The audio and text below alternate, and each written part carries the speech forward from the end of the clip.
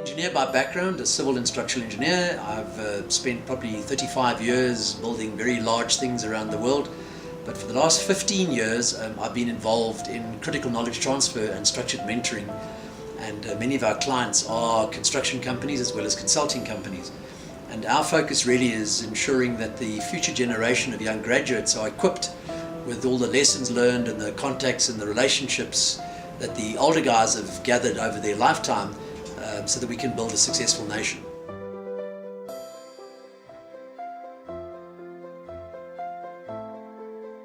The focus of this morning's session was to plant in everybody's mind the importance of nation building through knowledge mentoring.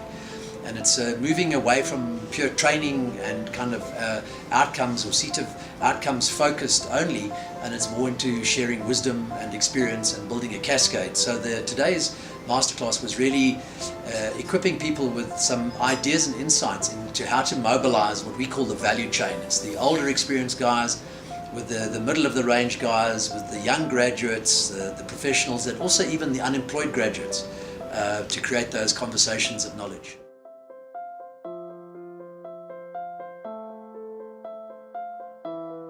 One of the foundations of the National Development Plan is the 18 SIPS projects, or the Strategic Integrated Project Clusters.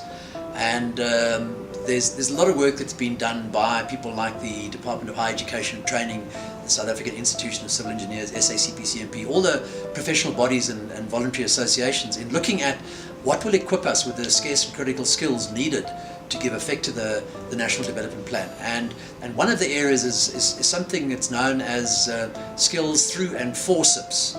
And this means that organizations need to be prepared. In order to get a project in the NDP, you need to be able to validate that you are involved in developing the next generation of youngsters, not only professionals and managers, but also the artisan levels and the CIDB grades, the 1 to 7 or 8, 9 grades.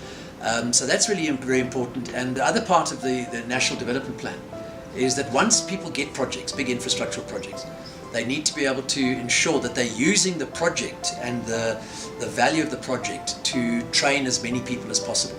And that's where the scarce and critical skills will come in, and it's where mentorship particularly will play a very important role. So something called structured workplace learning and work integrated learning will play a very, very important role here to ensure that even if there are external experts brought in very specialized areas, let's call it the square kilometer array, in these highly technical areas, is that those people from external and from the big consultancies are involved in knowledge transfer to the small emerging and developing contractors as well.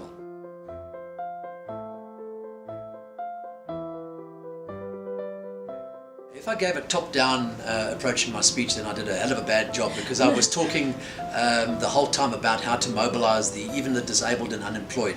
So bringing in everybody into the value chain.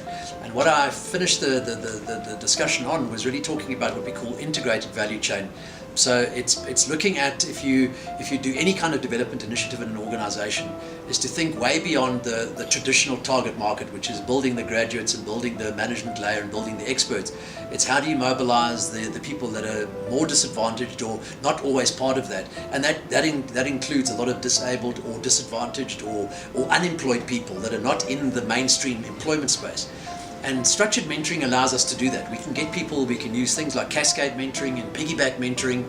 We can use observation techniques, we can use new technologies and virtual classrooms, where we can mobilize masses of people to get advantage of the learning that's going on at almost no cost at all, because we own the headspace. We've got lots of retired or expert people that would love to participate. And so my talk today was really not a top-down approach. It was an attempt to say, let's mobilize the whole knowledge value chain and for the benefit of nation building.